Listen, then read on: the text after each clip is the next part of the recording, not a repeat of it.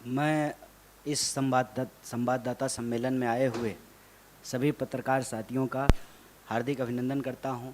और बिहार में नई सरकार का गठन हुआ है, हालांकि मुख्यमंत्री वही हैं।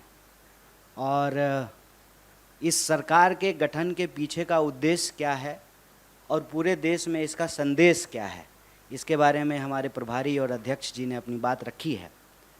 मैं बिहार के मुद्दों पे कुछ आपसे बात करना चाहता हूँ।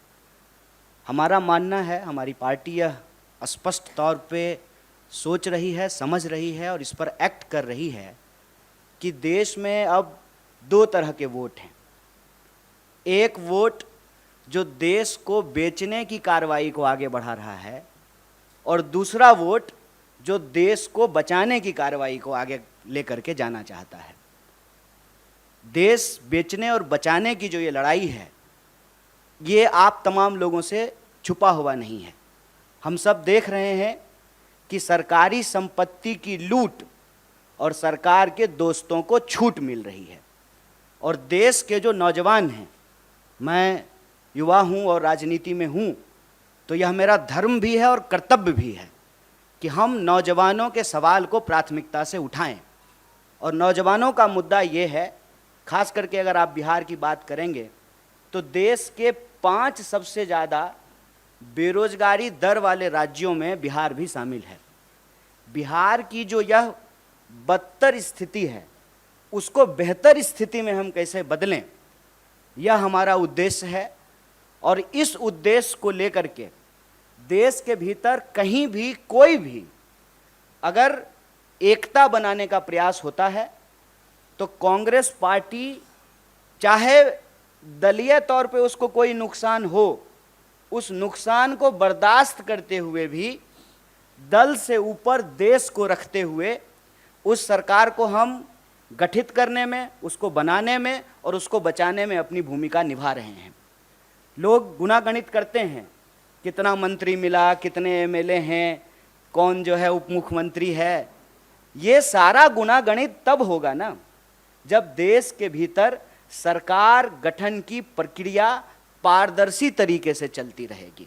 आप सब देख रहे हैं कि क्या हो रहा है कि विधायक जो हैं वो होटल खेल रहे हैं। जैसे कोना कोना खेलते हैं ना बच्चा लोग, वैसे होटल खेल रहे हैं। रिजॉर्ट चल रहा है। और आपने देखा कि बिहार में कोई रिजॉर्ट नहीं हुआ, बिल्कुल स्मूथ ट्रांजिशन हुआ है। और यही बिहार की खास बात है। और जैसा कि हमारे अध्यक्ष ने आपको याद दिलाया, सिर्फ इस दौर की बात नहीं है, आप किसी दौर की बात कर लीजिए।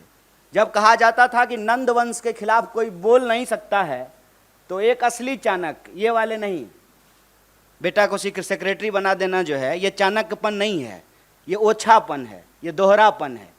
जो असली चाणक्य थे वो चंद्रगुप्त मौर्य को जो है वो सम्राट बना दिए।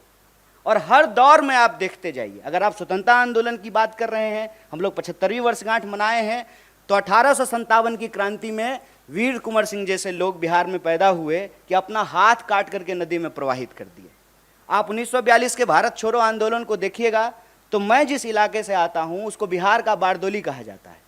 आप उसके बाद देखेंगे तो एक इकलौता आदमी एक छेनी हथौड़ी लेकर के पहाड़ काट करके रास्ता बना दिया। तो ये जो बीजेपी की लूट का पहाड़ है, उसके दोस्तों के छूट का जो कारोबार है, ये जो बेकार की बात है, उससे एक रास्ता बनाने के लिए रोजगार की बात करना जरूरी है। रोजगार एक बहुत बड़ा सवाल है। और आप जब बोलेंगे या सुनेंगे तो महंगाई और भाजपाई आपको सुनने में एक जैसा लगेगा। महंगाई, दंगाई, ये सब जो है भाजपाई शब्द से मिलते जुलते शब्द हैं। देश को अगर इस परिस्थिति से निकालना है तो हम लोगों को देश के मुद्दे पर बात करनी पड़ेगी, उस पर एक्ट करना पड़ेगा। और जब हम सरकार में आए हैं तो हमारी पहली प्राथमिकता ये सुनिश्चित करनी होगी कि देश के युवाओं को रोजगार मिले, महंगाई से त्रस्त जनता को हम लोग बचाएं, सरकारी संस्थानों की रक्षा करें, लोकतंत्र की प्रक्रिया जिंदा रहे कि कल को फिर से जो है कोई सच्चा चाय बेचने वाला का बच्चा जो है देश का प्रधानमंत्री बन सके। नेहरू जी हुए तभी मोदी जी हुए हैं। तो मोदी जी ऐसी परिस्थिति ना पैदा कर दें। वो कालिदास की कहानी आप लोग सुने होंगे कि जिस डाल पे बैठे हैं उसी डाल को काटने लगे हैं। तो यह जो अलोकतांत्रिक ढंग से लोकतांत्रिक सरकार के गठन का दावा किया जाता है, यह दावा किताबी है, यह दावा फर्जी है। असल में जनमत की चोरी होती है, उस जनमत को भी बचाना है और सिर्फ सरकार के गठन कर लेने से कुछ नहीं होगा। बतौर पार्टी, बतौर किसी भी गठबंधन का सदस्य हमारी ये जिम्मेवारी है कि जो घोषणाएं हमने चुनाव के दौरान की हैं उन घोषणाओं को हमको लागू करना पड़ेगा। ऐसा नहीं चलेगा कि दूसरे पे थू थू करेंगे, उससे जो है हम साफ हो जाएंगे। तो रोजगार हमारे लिए एक बहुत बड़ा सवाल है। जब यहाँ हमारे बिहार के प्रभारी और नेता आपको सरकार गठन की बधाई दे रहे हैं, देश में जो इसका एक पॉजिटिव संदेश है, इसमें कोई दो राय नहीं है। सेना का मनोबल यदि गिर जाए कि हम युद्ध जीत ही नहीं सकते हैं तो लड़ने से पहले ही हार जाएंगे। और आप सब ऐसा तो है नहीं कि सामने कुर्सी पे बैठे हुए हैं तो आप ज्ञानी नहीं हैं और हम थोड़ा ऊंचा कुर्सी लगा लिए हैं तो ज़्यादा ज्ञानी हैं, ऐसा तो बिल्कुल भी नहीं है। आप भी इसी समाज में रहते हैं। आप देख रहे हैं कि महंगाई की क्या हालत है। पेट्रोल पंप पे जब मीटर चलता है ना तो ऐसा धड़कन भी उसी स्पीड से बढ़ने लगता है। मैं तो कहता हूँ कि देश ने सरकार नहीं चुना है, खून चूसने वाला सिरिंज खरीद लिया है। हर मुद्दे पे जो है सरकार से जो भी आप एक्सपेक्ट करते हैं उस एक्सपेक्टेशन को तो छोड़ दीजिए। जैसा दुष्यंत कुमार ने लिखा है कि कहाँ तो तय था चिरागा हर एक घर के लिए, कहाँ चिराग मयस्सर नहीं शहर के लिए। कि पेट्रोल महंगा है, एक तरफ पेट्रोल ऊपर जा रहा है, रुपया नीचे आ रहा है। महंगाई का दर देश में सबसे ज़्यादा है। एक एक करके सरकारी संस्थान बेचे जा रहे हैं।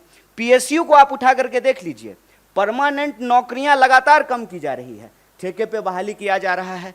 कैसा परमानेंट जुगाड़ किया है सरकार ने साहब कि प्रधानमंत्री होते हैं 5 साल के लिए, संविधान में ऐसा लिखा हुआ है। लेकिन आप जो है सत्ता का अहंकार देखिए कि प्रधानमंत्री के जो नंबर 2 हैं वो कहते हैं कि हम जाने के लिए नहीं आए हैं, 50 साल यहीं रहेंगे। तो नियम ही बदल दीजिए कि अब प्रधानमंत्री का चुनाव 5 साल के लिए नहीं होगा, 50 साल के लिए होगा। जहां कॉन्ट्रैक्ट पे चीजें हैं कि आप 5 साल के लिए ही प्रधानमंत्री हो सकते हैं, वहां आप लाइफ टर्म रिचार्ज चाहते हैं, life term full time recharge. लेकिन जहां सरकारी नौकरी में परमानेंट की व्यवस्था थी उसको एक एक करके समाप्त किया जा रहा है। आप जो है अग्निपथ में देख लिए हैं कि क्या हुआ है। 5 साल के लिए मंत्री बनेंगे, 5 साल के लिए एमएलए बनेंगे, लेकिन नौकरी 4 साल के लिए मिलेगा। ये क्यों किया गया है? ताकि श्रम की चोरी की जा सके, ग्रेच्युटी ना मिले, पेंशन ना मिले, आपको कोई सुरक्षा ना मिले। और ये ऐसा नहीं है कि सिर्फ एक सेक्टर में हो रहा है, सारे सेक्टर में रोजगार की यही हालत है। तो बिहार में आज रोजगार का सवाल है, पूरे देश में रोजगार का सवाल है। इसीलिए हम कह रहे हैं कि छोड़िए बेकार की बात, ये मौका है कि कीजिए रोजगार की बात। और ये मौका तब और पैदा हो जाता है जब भाजपा विपक्ष में बैठ जाती है। ये बात मैं कह रहा हूं, इस बात को आप सब लोगों ने देखा होगा कि इस देश में बीजेपी विपक्ष की भूमिका बहुत अच्छे से निभाती है। ज्यों ही बीजेपी विपक्ष में गई, रोजगार की बात करना शुरू कर दी। इसीलिए मैं आप लोगों के माध्यम से देश को अपील करना चाहता हूं कि आप चाहते हैं कि इस देश में रोजी रोटी, कपड़ा, मकान, शिक्षा, स्वास्थ्य, सड़क, बिजली, पानी, ये राजनीति का मुद्दा रहे तो भाजपा को विपक्ष में बिठाइए। भाजपा को ज्यों ही विपक्ष में बिठाइएगा और स्मृति ईरानी जी सिलेंडर लेकर के आपको रोड पे दिख जाएंगी। भाजपा को अब ज्यों ही विपक्ष में बिठाए बिहार में, तुरंत वहां पे रोजगार की बात होनी शुरू हो गई। 10 लाख, 20 लाख, जब 10 लाख और 20 लाख का बात होगा तो 2 करोड़ रोजगार का भी बात होगा ना। तब देश का बहस जो है वो हिंदू मुसलमान से निकल करके काम पे आ जाएगा। जब काम पे बात होने लगेगी, अपने आप हिंदू मुसलमान पे बात नहीं होगी। तो जो देश के मुद्दे हैं उन मुद्दों पर देश में बात हो। और जो एक अंधेरे का वातावरण बनता जा रहा था ना कि भाजपा तो अजय है, इसको हराया नहीं जा सकता है, ए साहब ये बिहार है, संभल के रहिएगा। यहाँ पे लोग जो है ना उड़ती हुई चिड़िया का पर जो है गिन लेते हैं। अपना आप सूटकेस लेके घूमते रह जाइएगा। हम अपना श्रम बेचते हैं, पूरे देश में जाकर के मजदूरी करते हैं, श्रम बेचते हैं, ईमान नहीं बेचते हैं, इस बात को याद रखिएगा।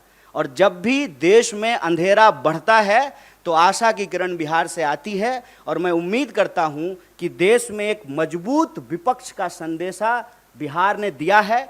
देश के युवाओं से अपील है कि आपका मुद्दा रोजगार है, देश के आम लोगों से अपील है कि आपका मुद्दा महंगाई है। इन मुद्दों पर राजनीतिक विमर्श हो और उस विमर्श को बतौर देश की सबसे बड़ी विपक्षी पार्टी होने के नाते इसको हम जिम्मेवारी से निभाएंगे और देश के जो सवाल हैं, जो सकारात्मक मुद्दा है, जो पॉजिटिव पॉलिटिक्स है, उसको हम ले जाने का प्रयास करेंगे। आप सब लोग इस प्रेस कॉन्फ्रेंस में आए और हमारे सचिव जी यहाँ विनीत जी मौजूद हैं, आपने बात करने का मौका दिया। आप सबका बहुत बहुत धन्यवाद, बहुत शुक्रिया।